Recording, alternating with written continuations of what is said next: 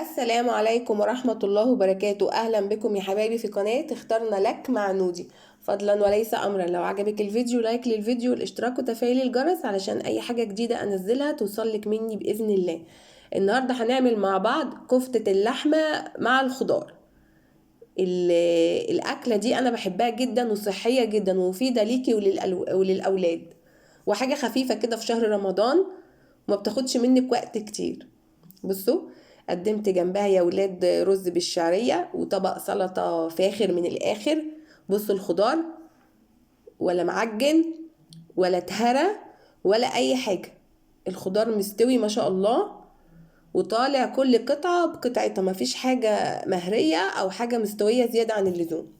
بصوا، ويا ريت لو عندك اطفال بدل ما تهدري في كميات الاكل حطي الاطباق الكبيره اللي زي دي وحطي له من كل حاجه حاجه صغيره على قده، بحيث لو حطيتي له كتير هيبوظ الاكل والباقي هيترمي حرام. فلو عندك اطفال الاطباق الكبيره دي بتحطي له من كل حاجه من الاكل حاجه على قده، ولما يخلصها ياخد تاني. طبعا الكميه دي مش هياكل كل الكفته دي، انت بتحطي له قطعه او قطعتين. يلا مع بعض نشوف المقادير. هنا معايا كيلو لحمه مفروم، ومعايا هنا حوالي نص كيلو بطاطس بقطعها طرنشات، ومعايا هنا ربطة بقدونس كاملة، ومعايا هنا 4 بصلات مفرومين على فصين توم في الكبة، ومعايا هنا المية بتاعت البصل هحتاجها ازاي هقولك بعدين، ومعايا هنا شوية زيت بما يعادل ربع كوباية، ومعايا هنا من البهارات وما تكتريش بهارات: ملح، كزبرة ناعمة، فلفل أسمر، معايا هنا قرفة، بابريكا، جوز الطيب، كاري. وما تحاوليش تكتري في البهارات عشان ما يغلبش على طعم اللحمه، فمش هتبقى طعمها حلو. يعني من كل حاجه معلقه صغيره يا دوبك نكهه. هنا جبت الكيلو اللحمه وهنزل اول حاجه بالبصل، 4 بصلات المفرومين وعليهم فصين توم، وما تكتريش برضو في التوم، فصين يا دوبك كده نكهه كويسه، ما تكتريش. يعني الحاجه لما بتبالغي فيها ما بتطلعش مظبوطه. هنا 4 بصلات مع فصين توم، وهنا ربطة البقدونس برضو انا عاملاها في الكبة، فرمها نص فرمة كده اهو. وهنزل بقى بالبهارات بتاعتي كلها.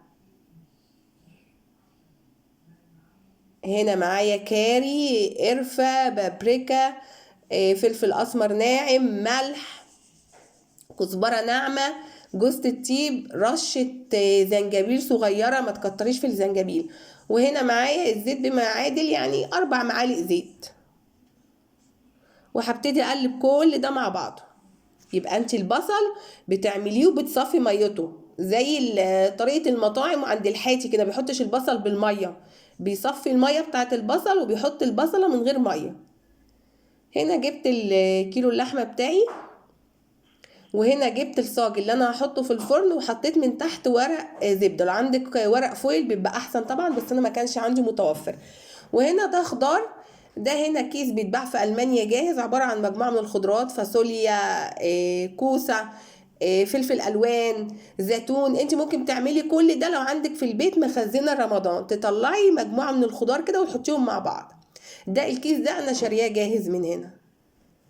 فانا الاول رصيت البطاطس تحت، لان البطاطس بتبقى جامده شويه عن الخضار، فهي اللي هتاخد البخار الاعلى من تحت، فمش هتدوب معايا وتتهري زي الخضار. وحطيت الخضار فوق البطاطس، خلي بالك من التركه دي عشان لو انت حطيتي الخضار تحت هينهري منك. فحطي الاول البطاطس وبعد كده رصي فيها الخضار. طبعا الخضار مع تتبيله اللحمه مع بخار الفرن بيديكي ريحه جنان، بيخلي الريحه بتاعت الكفته تحفه وطعمها رائع رائع. جربيها بالطريقه دي وان شاء الله هتعجبك. اهو كده رصيت الصاج بتاعي البطاطس الاول وفيها الخضار، وبعد كده هبتدي اصبع الكفته اعملها صوابع. هنا بقى ميه البصل اللي انا قلت لك عليها، احط هنا على طماطمايه، والطماطمايه دي عليها شويه ملح صغيرين وفلفل اسمر ناعم، وهبتدي اقلبهم مع بعض وانا بصبع الكفته بتاعتي.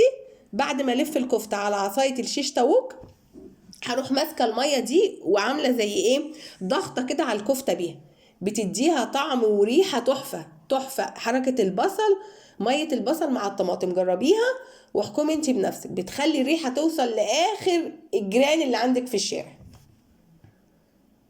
اهي هنا جبت عصاية الشيش طاووق وهبتدي اصبع الكفتة، وبعد كده هاخد مية البصل مع الطماطم مع شوية الملح وشوية الفلفل الاسمر الناعم الصغيرين، وابتدي اضغط على الكفتة بيهم اهو. بصي اهو كده. التركايه دي بقى مهمة وبتخليلك ريحة الكفتة وطعمها جميل بصراحة اهو. بصي بتضغطي عليهم كده ضغطة اهو، وتروحي حاطة فوق الخضار.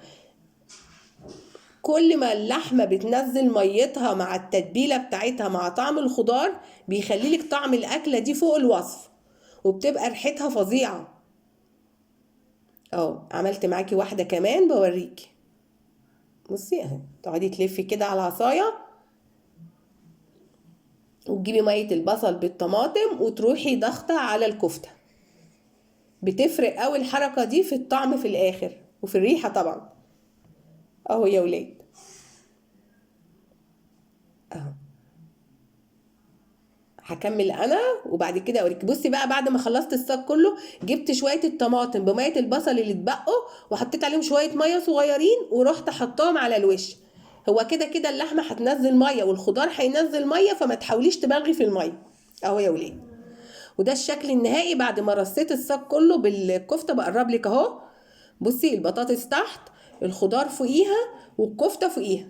بصي بوريلك الشكل النهائي عامل ازاي. الالوانات بقى الاخضر مع البابريكا مع البطاطس حاجه تحفه.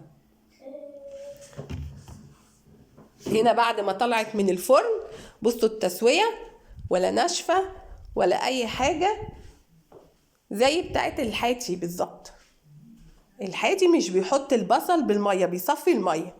بصوا يا ولاد، بصوا الطعامه وريحتها بقى مش قادره اقولك، كانت قلبة البيت عندي.